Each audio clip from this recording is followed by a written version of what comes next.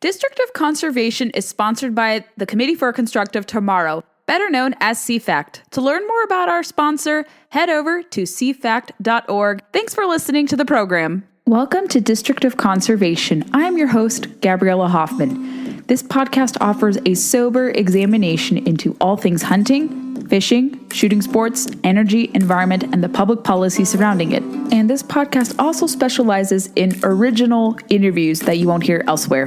Here's what I have for you today.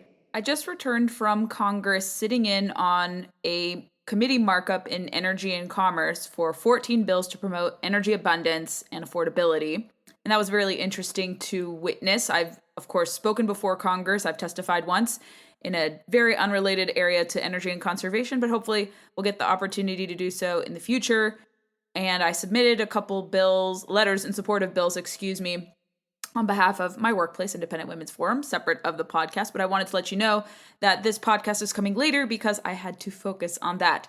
The subject of today's roundup, there are several topics I want to talk about. I want to really hone in on what are some of the root causes, that initial preening we see from the blackouts that have plagued Spain, Portugal, and parts of France. I also want to talk about forever chemicals and what the EPA is doing, because this is going to be coming up more in conversation. And then I also want to briefly talk about a letter, again, on behalf of work, but I think it has some salience to this podcast, where we are going to see reconciliation go towards. There's a lot of people nervous about the inclusion of language such that there would be selling of public lands to fund the government and balance the budget.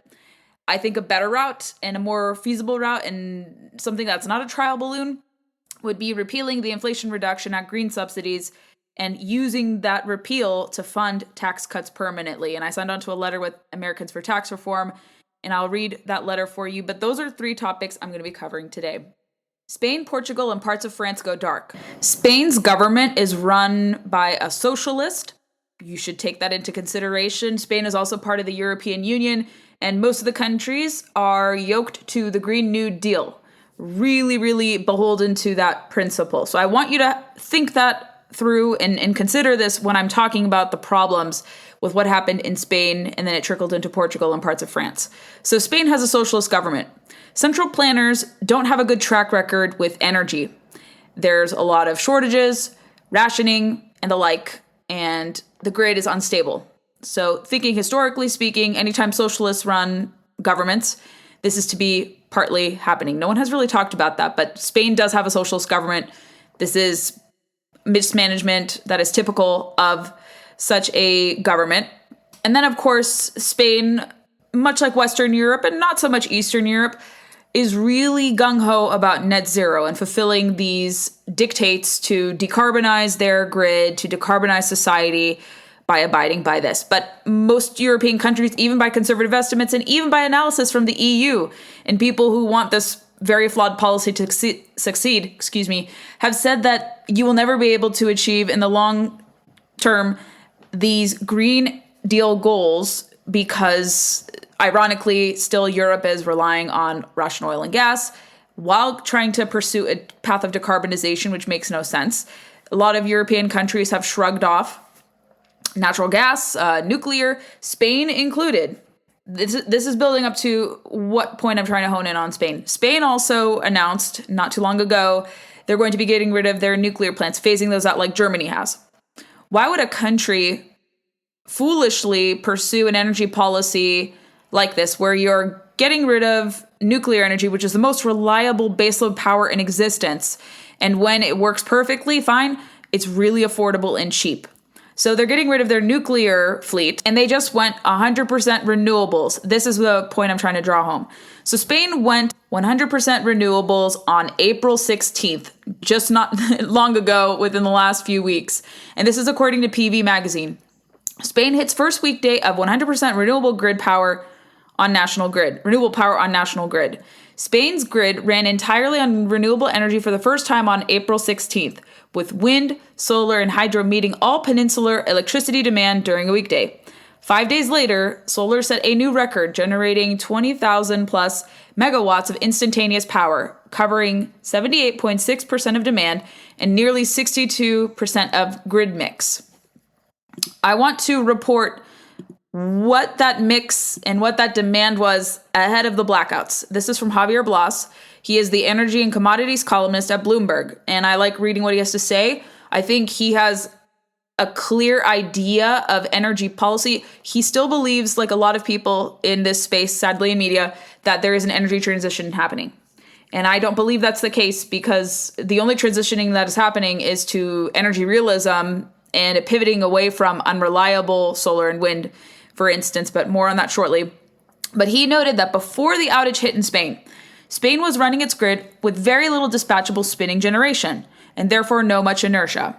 He writes and points to a screenshot, and you can find this in the show notes. Solar, PV/thermal, and wind accounted for about 78%.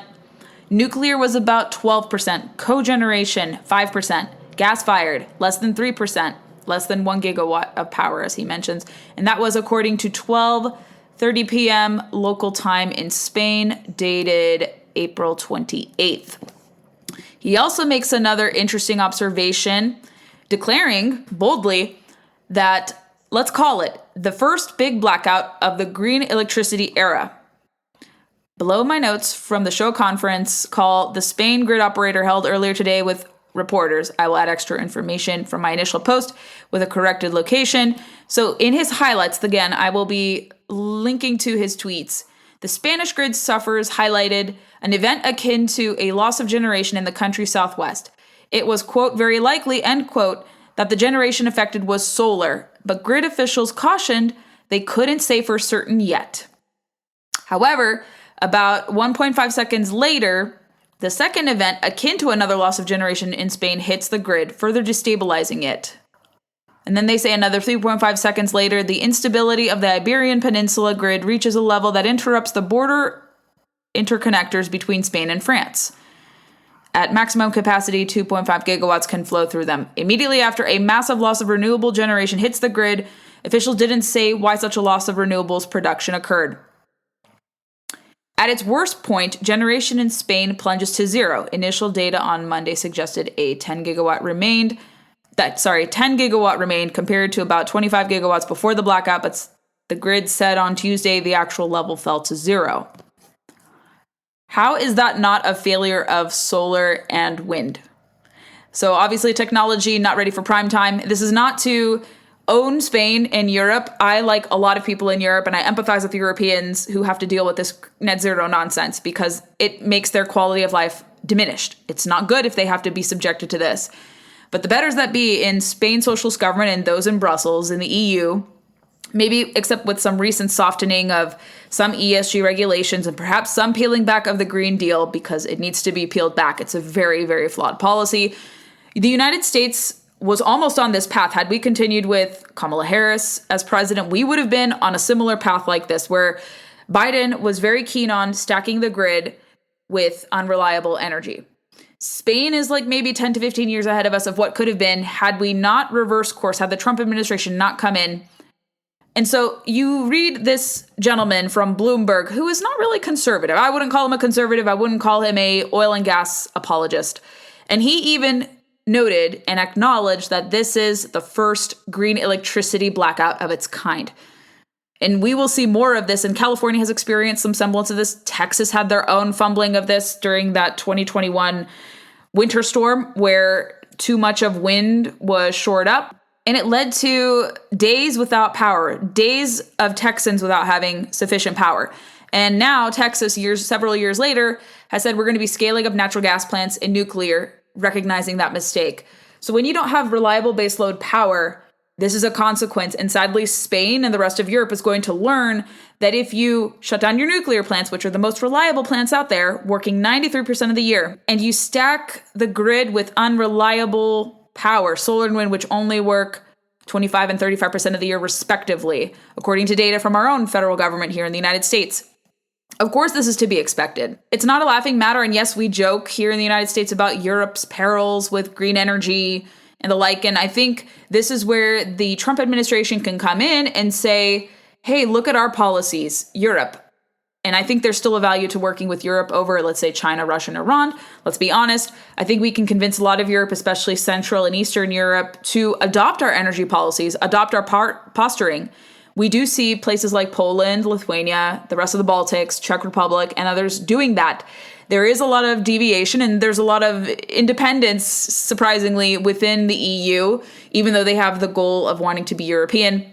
But there's still some deviation and some independence and some independent streaks with that. The Baltic states have fully yoked themselves from Russia's electricity and also their oil and gas. This had been many years in the making, but they were the first to declare, much like they had when they broke away from the Soviet Union, especially Lithuania for the first time, to declare their independence from Russian oil and gas. I have to re-examine if Spain has this predicament or as a result of the blackouts, are they going to have to shore up Russian-bought oil and gas? But Western Europe has this problem where they still, largely speaking, broadly speaking, they rely on unreliable energy. And then when that doesn't work, they have to go to dirty Russian oil and gas. But this is a net zero folly. And unsurprisingly, sadly, this is the consequence of socialist governments. Again, the Soviet Union was not a good arbiter of the environment. They had lots of problems with their electric grid.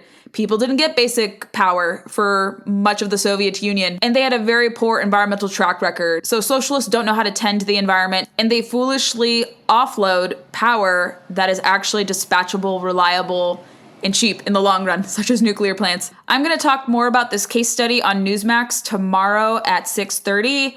So you will see that clip from me, and I'll explain this, partly in jest, but partly seriously, why having an energy policy that is underpinned by reliability, abundance, safety, security, and the like is much more important than virtue signaling on going green. Because going green has so far not led to cheaper electricity prices or a reliable grid. Forever chemicals, or PFAS, and the other acronyms related to this are starting to percolate in the news again. And I want to talk about this from kind of a nuanced perspective in the time that I have with you all on the podcast today. So forever chemicals are pretty omnipresent in society. And let's be honest, it's going to be really hard to get rid of it. Are there some concerns and threats that we should be aware of? Do you want to ingest this? Is this safe? What is this? So I want to explain for you that there are ubiquitous synthetic chemicals used in consumer products that are resistant to water, grease, and stains. They are reportedly found in drinking water, waste sites, fire extinguishing foam, electronics, textile paper manufacturers, consumer products, food packaging, fertilizers, outdoor gear, wildlife, aquatic species, jet engines, electric cars, refrigeration systems, semiconductors, and more. They don't break down in nature, which is why they're very controversial, and why we see the EPA, which I'll talk about shortly, putting a renewed focus or shining a light on this. And the Biden EPA was doing this and was trying to formulate a framework for how to tackle forever chemicals. They don't break down in nature, as I mentioned, and there are heightened fears about possible effects on the environment, humans, and wildlife health. According to the Centers for Disease Control and Prevention, some PFAS exposure could affect cholesterol, liver function, birth weight, pregnancy in women, and increase one's likelihood of developing kidney or testicular cancer, for instance. I have written about this a little bit through work, and I want to draw your attention to these products. And of course, I'm not apologizing for forever chemicals, but you need to consider the trade-offs.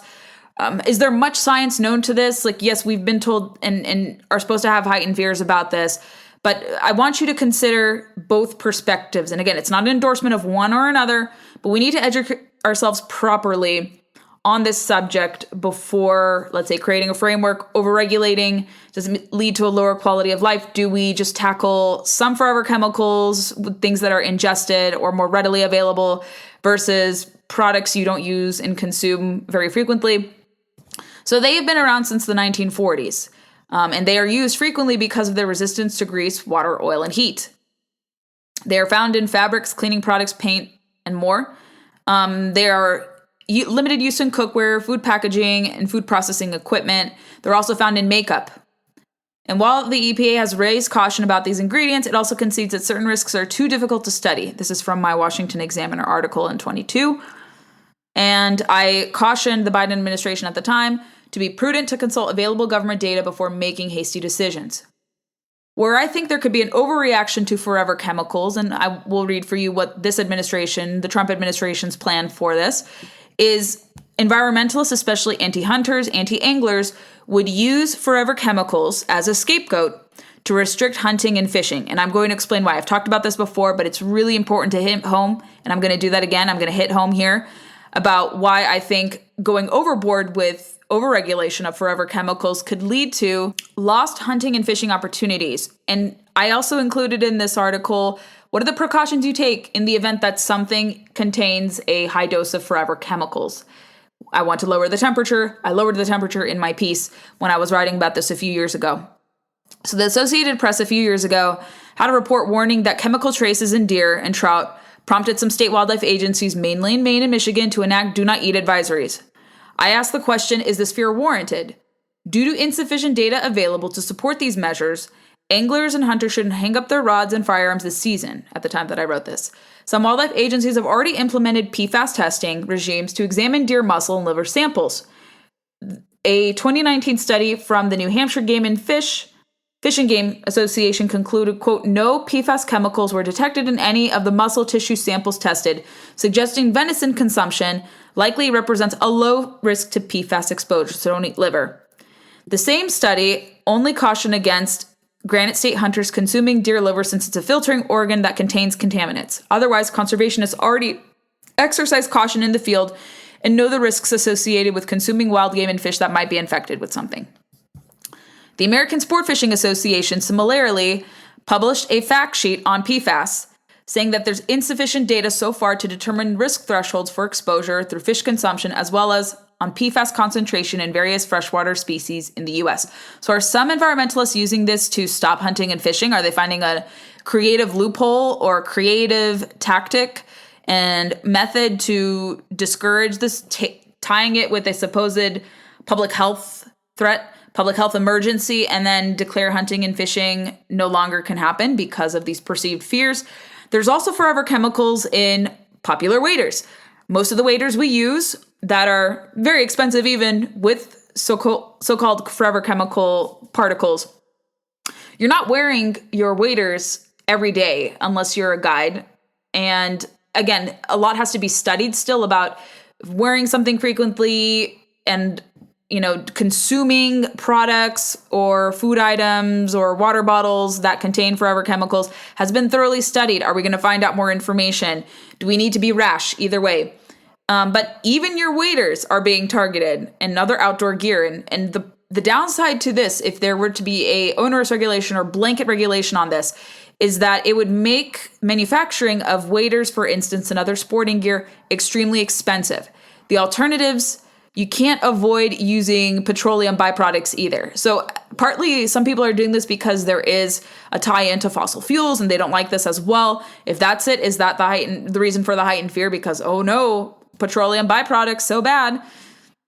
If that's the case, I would be very suspicious about taking this. And some studies published in different papers of record, scientific studies, have said that there's a debate over this, even among scientists.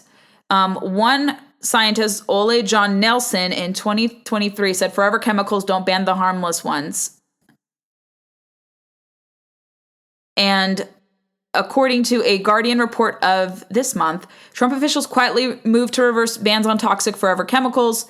And according to, they also revoked a Biden-era rule.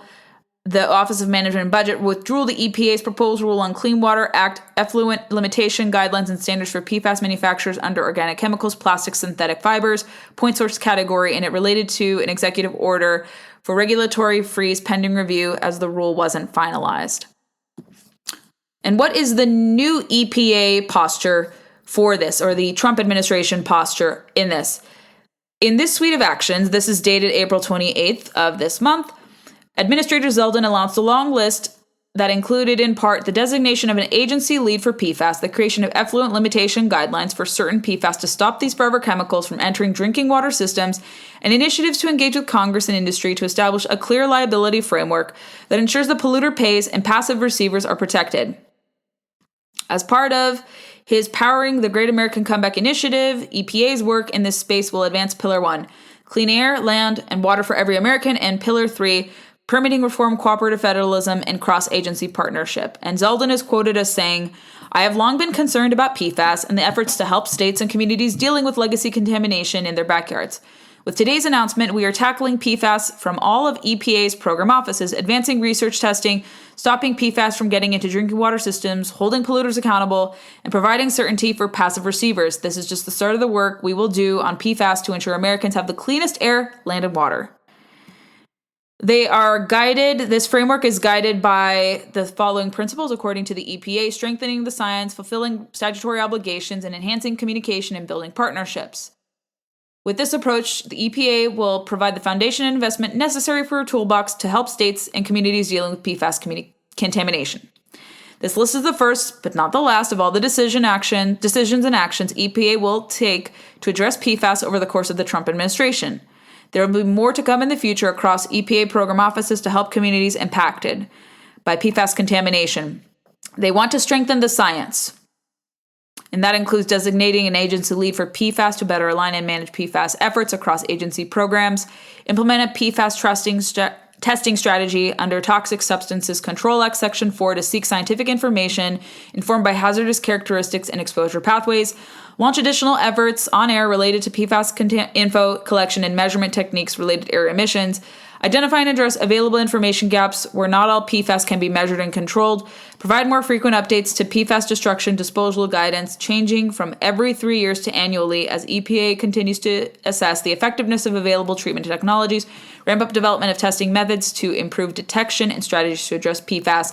They also say fulfilling statutory obligations and enhancing communication, effluent limitation guidelines for manufacturers, metal finishers, and evaluate ELGs necessary for reduction of PFAS discharges, address most significant compliance challenges, requests from Congress and drinking water systems related to national primary drinking water regulations for certain PFAS, add PFAS to the toxic release inventory in line with congressional direction from the 2020 National Defense Authorization Act, enforce the Clean Water Act and TSCA limitations on PFAS use and release to prevent further contamination, use Safe Water Drinking Act authority to investigate and address immediate endangerment, achieve more effective outcomes by prioritizing risk-based review of new and existing PFAS chemicals, yada, yada, yada. Work with Congress and industry to establish a clear reliability framework that operates on polluter pays and protects passive receivers, building partnerships, advance remediation, cleanup efforts where drinking water supplies are impacted by PFAS contamination, work with states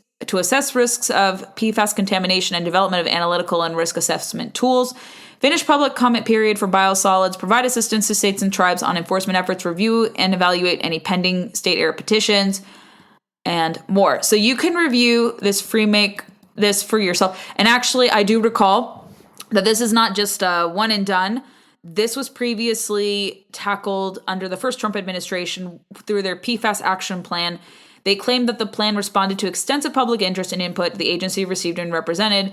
The first time EPA built a multimedia, multi-program, national communication and research plan to address the emerging environmental challenge like PFAS. They identified short-term solutions for addressing chemicals and long-term strategies to provide tools and technologies states and local communities need to provide clean and safe drinking water for their residents and to address PFAS at the source before it even gets to the water.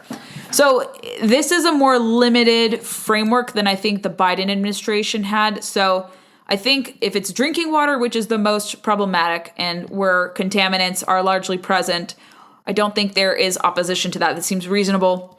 And I'll keep you posted here on the podcast about this and what comes of this, because I think too broad of a stroke to tackle all forever chemicals, then you affect everyday products, things that people use. And again, I'm not talking about cookware. I'm not talking about, things like that. But again, the waders, attacks on wildlife hunting opportunities, fishing opportunities, when it extends that far, when the science is not yet available and conclusive, and you can already take precautions to limit your exposure to PFAS through wildlife or fish, I think that was very wrong-headed.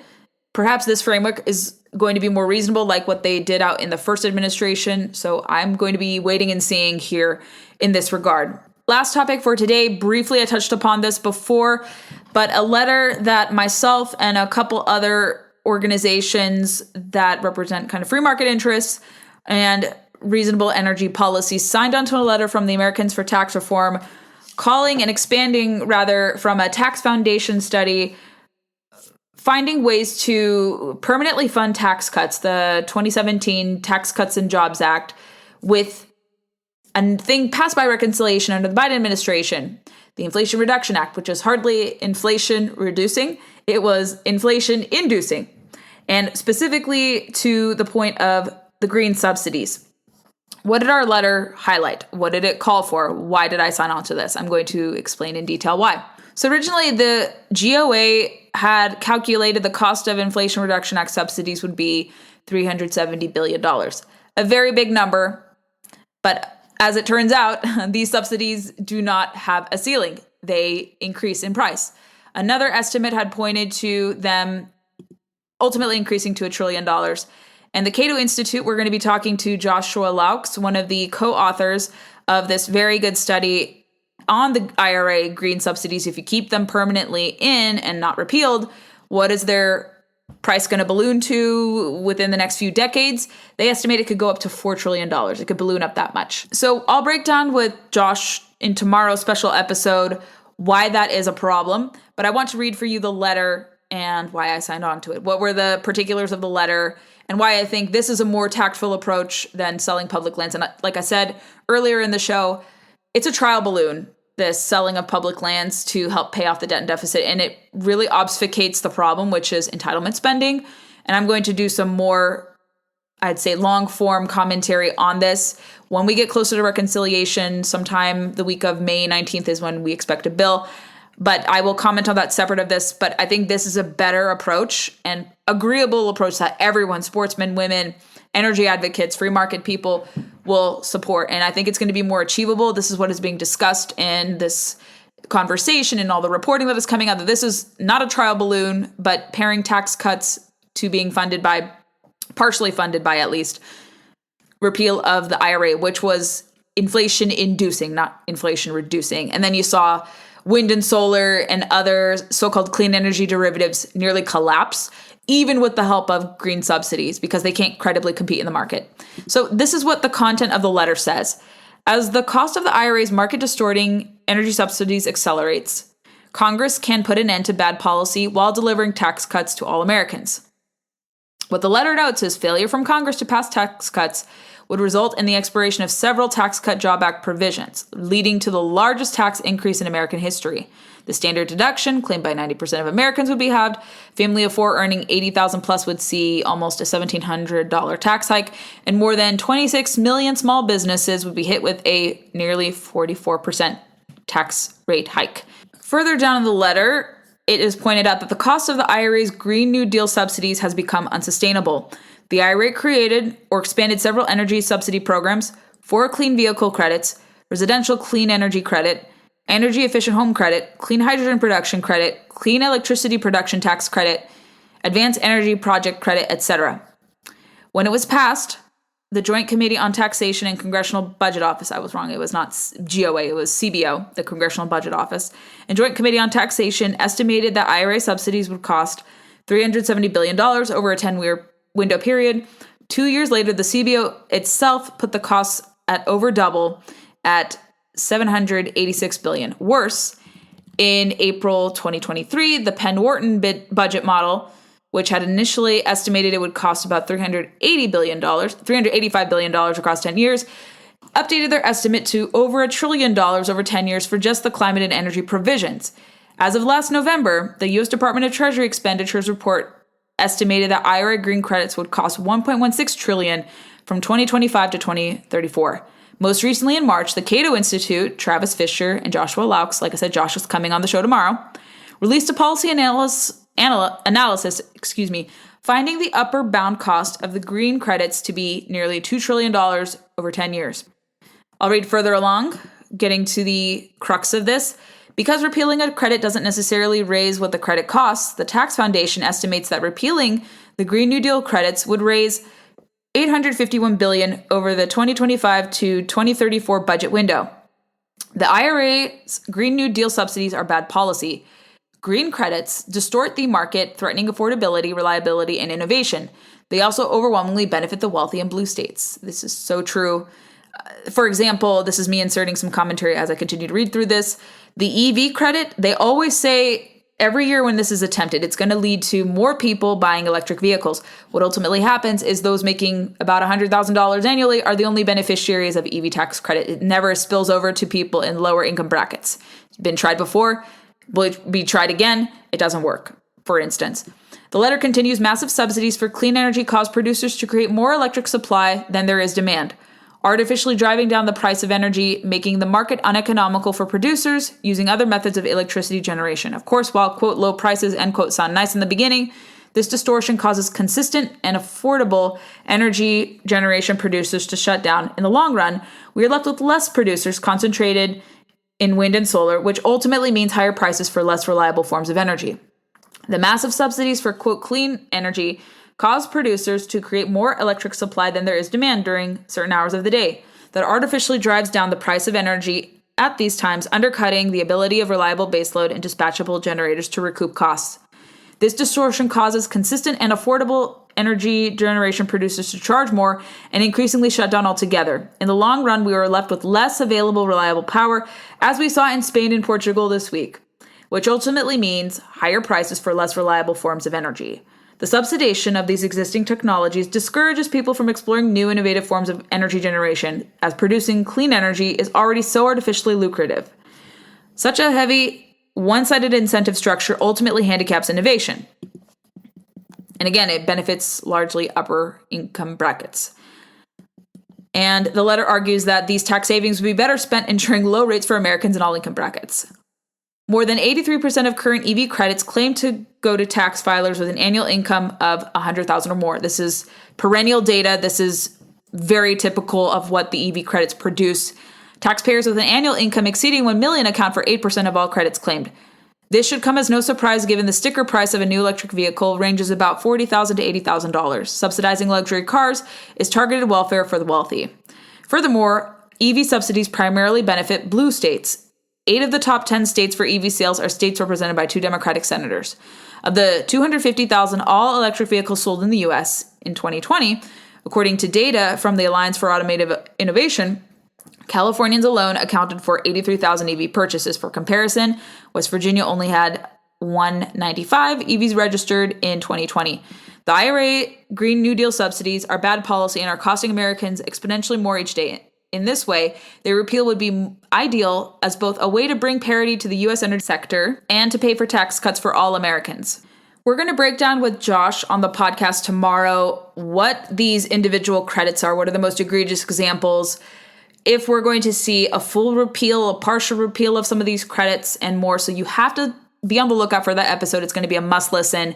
And he's an expert on this, has analyzed this greatly. Both him and his co-author have done an exceptional job here. So the CATO Institute's Joshua Laux is coming on the show tomorrow. And we're going to expand more on this, but I was proud to sign on to this letter in my professional capacity. It's really important that this is done. And like I said, the whole notion of adding public land sales to reconciliation is a trial balloon. It's not going to happen. You'll see a lot of opposition from Republicans. So ultimately, while it is being discussed, I think it's wrong-headed. And we will see that not included, I think, in the final reconciliation language. You're not going to see agreement even amongst Republicans for that. This is much better to pair IRA repeal with funding some semblance of the tax cuts. That's a much more preferable outcome, in my opinion, and I think a lot of people's opinion. If you enjoyed this installment of District of Conservation, I would love to know your feedback. Send it my way.